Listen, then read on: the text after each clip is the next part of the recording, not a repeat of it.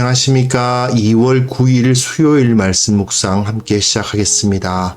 오늘도 주님께서 주시는 그 은혜를 만끽하시고 주님 안에서 승리하시는 귀한 성도님들 되시기를 간절히 기도합니다. 오늘 본문은 여호수아 10장 22절부터 27절까지 말씀입니다. 어제 그림을 혹시 기억하시는지 모르겠습니다만 배경 그림이 똑같죠? 그냥 영적 전쟁의 진행 과정 2. 사실은 어제 내용과 오늘 내용은 긴밀하게 연관되어 있고 어제 다 했던 이야기가 오늘 또 다시 반복된다는 느낌이 들 수도 있을 것 같습니다.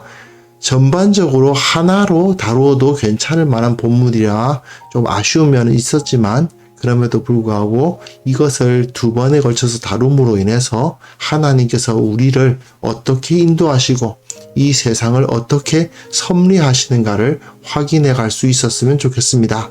그럼 함께 말씀을 보고 묵상을 이어나가도록 하겠습니다. 그때에 여호수아가 이르되 굴 어귀를 열고 그 굴에서 그 5 왕들을 내게로 끌어내라. 그들이 그대로 하여 그 5 왕들 곧 예루살렘 왕과 헤브론 왕과 야르뭇 왕과 라기스 왕과 에글론 왕을 굴에서 그에게로 끌어내니라. 그 왕들을 여호수아에게로 끌어내매 여호수아가 이스라엘 모든 사람을 부르고 자기와 함께 갔던 지휘관들에게 이르되 가까이 와서 이 왕들의 목을 발로 밟으라. 그들이 가까이 가서 그들의 목을 밟으며 여호수아가 그들에게 이르되 두려워하지 말며 놀라지 말고 강하고 담대하라. 너희가 맞서서 싸우는 모든 대적에게 여호와께서 다 이와 같이 하시리라. 그 후에 여호수아가 그 왕들을 쳐 죽여 5 나무에 매달고 저녁까지 나무에 달린 채로 두었다가 해질 때에 여호수아가 명령하며 그들의 시체를 나무에서 내려 그들이 숨었던 굴 안에 던지고 굴 어귀를 큰 돌로 막았더니 오늘까지 그대로 있더라. 네, 오늘 본문에서 상당히 중요한 내용이 나오죠. 가나안 족속은 어떻게 해야 산다? 하나님과 하나님의 백성 앞에 굴복해야 산다. 무릎을 꿇으면 살고 그렇지 않고 끝까지 자기들의 힘을 내세우면 패망한다는 이야기가 나와 있었습니다. 오늘 본문이 바로 그 사실을 잘 보여주고 있고요. 그리고 그 중에서도 10장까지는 가나안의 남부 지역, 주로 이 유다가 차지했던 그 지역이 나타나고 그리고 이후에는 북부 지역이 11장에서 정복되는 이야기가 나올 겁니다.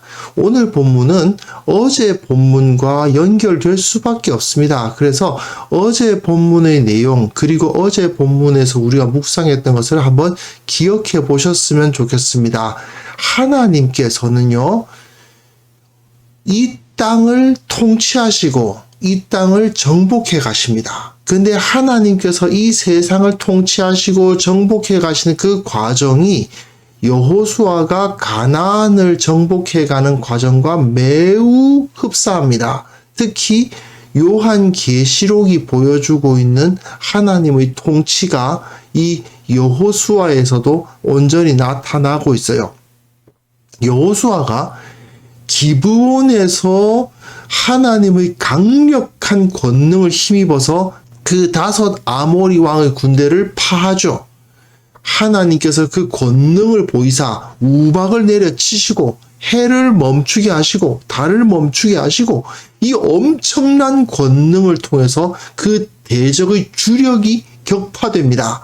그런데 이 모습은 예수님께서 십자가와 부활을 통해 사탄의 가장 강력한 권세인 사망을 이기시는 것과 같아요. 예수님께서 부활하심과 동시에 승리는 확실해져 버렸습니다. 하나님의 나라는 질 수가 없게 되어버린 거예요. 그렇지만 그렇다고 해서 영적 전투가 끝났느냐? 그건 아니죠. 기브온에서 완전히 패퇴된 이 5 왕은 자기들이 생명을 유지하기 위해서 도망을 갑니다. 하지만 발각되지요. 그리고 결국은 그들이 숨었던 굴에 갇힙니다. 이와 마찬가지로 예수 그리스도의 십자가와 부활에 의해서 그 주력이 격파된 사탄은 결국 예수 그리스도에 의해서 결박을 당합니다. 지금 사탄은 결박되어 있는 상황이에요. 여호수아가 다섯 왕을 가둔 후에 어떻게 합니까? 그 잔당들을 모두 다 퇴치했죠. 우리도 마찬가지입니다. 예수 그리스도께서 사탄을 결박하셨습니다. 이제는 교회가 이 세상 가운데 흩어져서 그 사탄의 잔당들을 퇴치하는 사명을 가지고 그 일을 해 나가는 것입니다. 지금 우리가 살고 있는 시대가 바로 그때라는 것이죠. 그리고 이후 우리가 감당할 그 잔당의 소탕이 다 끝나면 이스라엘이 여호수아 앞에 모여서 기뻐했던 것처럼 우리도 주님 앞에 모여서 함께 승리를 기뻐하게 될 것입니다. 이제 오늘 본문은 그 마지막 때에 그 모든 잔당들이 다 정리되고 난 다음에 마지막 승리가 어떻게 나타날 것인가를 보여주는 부분이라고 생각하시면 되겠습니다. 결국 여호수아가 그 굴에 가두어 두었던 다섯 왕에게 어떻게 했는가, 그걸 보면 마지막 날에 사탄이 어떤 일을 당하게 될 것인가를 알 수가 있는 것이죠. 본문 보시면요, 여호수아가 굴 어귀를 열고 그 굴에서 그 다섯 왕들을 네개로 끌어내라, 굴 밖으로 끌어내게 합니다. 예루살렘 왕, 헤브론 왕, 야르뭇 왕, 라기스 왕, 그리고 에글론 왕을 굴에서 그에게로 끌어내리라. 그래서 이 다섯 왕들이 다 여호수아 앞으로 끌어내어져 와요. 여호수아는 이스라엘의 모든 사람들 앞에 그들을 끌어내서 그 지휘관들에게 그들의 목을 밟게 만들죠. 그들을 완전히 굴복시키는 것을 보여주는 것입니다. 근데 이와 비슷한 그림이 요한계시록 20장에 나와 있어요. 요한계시록에 보면 천사가 무저갱의 열쇠와 큰 쇠사슬을 그의 손에 가지고 하늘로부터 내려와서 옛 뱀 마귀 사탄을 잡아서 1000년 동안 결박하여 무저갱에 던져 넣어 잠궜다라고 되어 있습니다.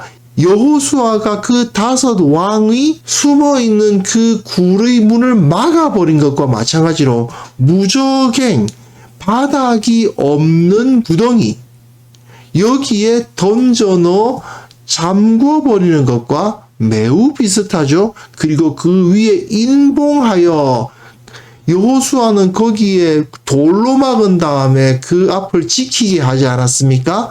마찬가지로 사탄이 그런 일을 당하게 된다는 거죠. 그리고 1000년이 차도록 다시는 만국을 미혹하지 못하게 하였다. 근데 이 기간이 무엇이냐? 결국 사탄이 결박을 당한 기간입니다. 그런데 그 후에는 반드시 잠깐 놓이리라. 사탄이 잠깐 놓인 다음에는 어떤 일이 벌어지느냐 하면 다시 전쟁이 하나 일어나긴 합니다. 하지만 그 전쟁은 결코 사탄이 이길 수 있는 전쟁이 아니에요. 사실상 사탄의 마지막 발악이라고 할 수 있거든요. 그것 이후에 사탄은 완전히 멸절을 당하게 될 것입니다. 그 그림과 너무나도 비슷하잖아요. 여호수아가 이 다섯 왕들에게 어떻게 했는가? 기브온에서 쳐버리고 이들이 도망간 그 굴을 막아버리고 그리고는 다 잔당을 소탕한 후에 이들을 이끌어내어서 목을 발로 밟고 그리고는 뭘 말하느냐? 여호수아가 그들에게 이르되 이스라엘에게죠. 이스라엘에게 이르되 두려워하지 말며 놀라지 말고 강하고 담대하라. 이건 하나님의 말씀입니다. 하나님의 말씀을 다시 한번 선포하는 것입니다. 그리고 여기서 매우 중요한 가르침, 너희가 맞서서 싸우는 이 모든 대적에게 여호와께서 다 이와 같이 하시리라. 이스라엘에게 맞서는 자들은 어떤 일을 당하게 된다는 것입니까? 결국 이 5 왕들과 같은 결말에 떨어지게 된다는 것이죠.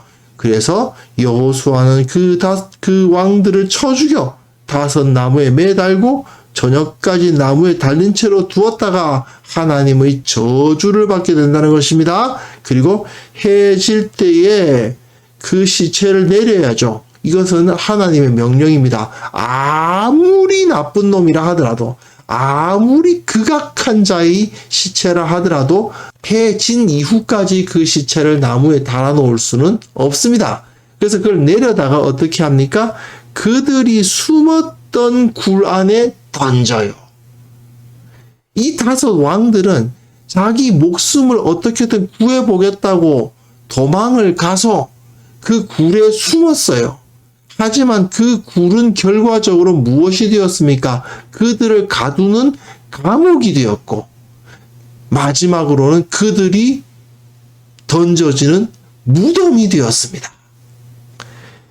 이 세상 사람들은 결국 어떻습니까? 어떻게든 자기 생명을 유지해 볼 거라고 하나님 앞에 굴복하는 건 선택하지 않고, 자기 지혜와 자기 힘을 가지고 어떻게든 한번 살아보겠다고 노력을 하죠. 그래서 무엇을 합니까? 나름대로 자기가 굴을 만들고 자기 굴에 그걸 숨어요. 그리고는 여기에 숨었으니 난 안전할 거야 라고 생각을 하지요. 하지만 그것은 오히려 그들이 생각한 그 자기들이 의지하고 싶어 했던 그 굴이 그들의 감옥이 되고 그들이 무덤이 된다는 것입니다.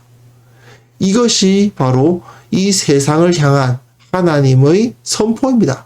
주님께로 나와 주님을 섬기면 온 세상을 통치하는 자유를 얻게 될 것이지만, 주님 앞에 굴복하면 주님을 섬기는 자가 될 수 있겠지만, 그렇지 않고 자기 지혜와 자기 능력을 의지하고 자기네들이 찾은 그 굴에서 나는 여기서 안전할 거야 라고 착각하고 있는 자들은 결국 그곳이 그들의 감옥이요 그들의 무덤이 될 것이다. 이렇게 하나님께서는 경고하고 계십니다. 어제 본문과 연결해서 생각해 보면요, 결국 피조물인 우리가 살아남을 수 있는 가장 확실한 방법은 창조주께 순종하는 것입니다. 주님께서는 이미 이기셨습니다. 주님께서는 결코 패배하지 않으십니다. 이것은 너무나도 당연한 것입니다.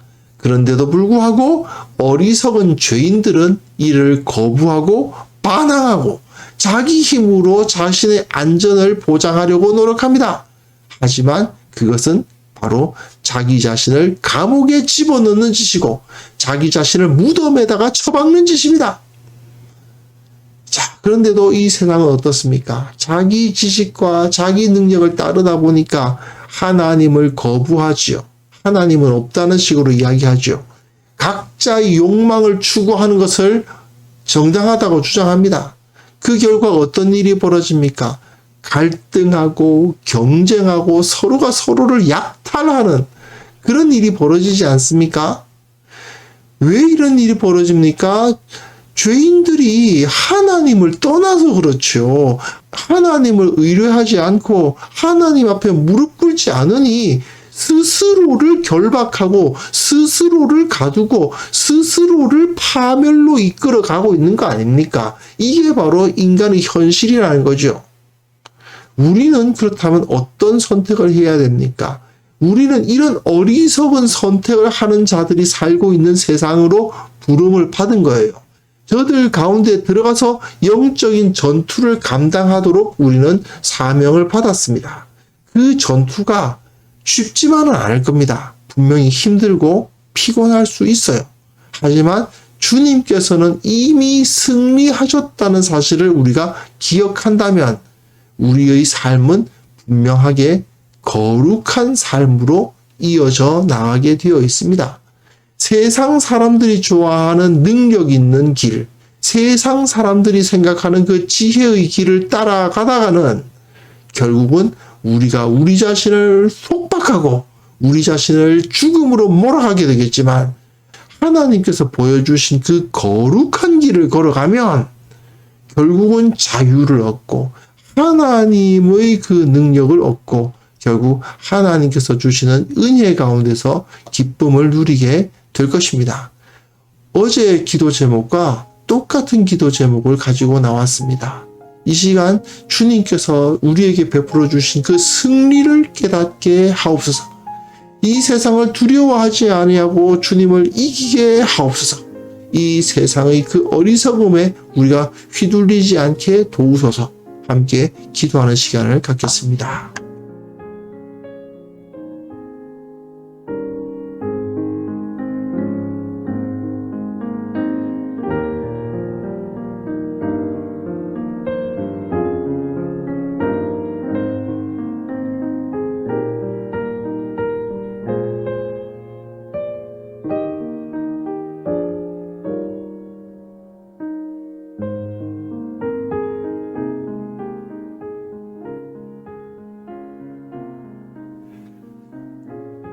거룩하신 하나님 아버지, 주님께서 우리에게 이 승리를 허락하여 주셨다는 사실을 철저하게 믿게 하여 주옵소서.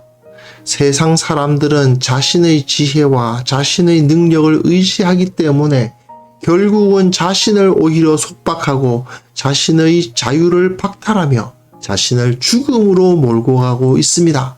그러나 우리는 그러한 세상을 따르지 아니하고 그러한 세상을 두려워하지 아니하고 오히려 승리할 것을 선포하며 하나님을 의뢰하고 하나님께서 베풀어 주신 그 사랑과 기쁨과 풍요를 누리게 하여 주옵소서. 아버지, 이렇게 승리한 자들이 공동체로서 교회가 서서 이 세상 가운데 온전한 빛을 나타내게 하여 주옵소서. 특별히 기도하옵기는 지금 이 전염병의 세력이 점점 더 퍼져가고 있습니다.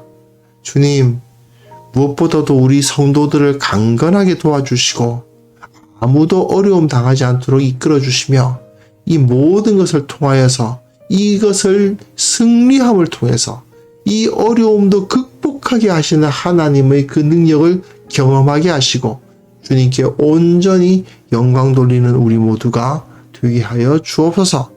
오늘도 주님께서 우리와 함께 하시고 오늘도 주님께서 우리의 주인이 되어 주실 것을 믿사옵고 담대히 두려워하지 않고 이 세상에서 영적인 전투를 감당하는 우리 모두가 되게 하여 주옵소서. 주님께 영광 돌려 드리오며 예수 그리스도의 이름으로 기도합니다. 아멘.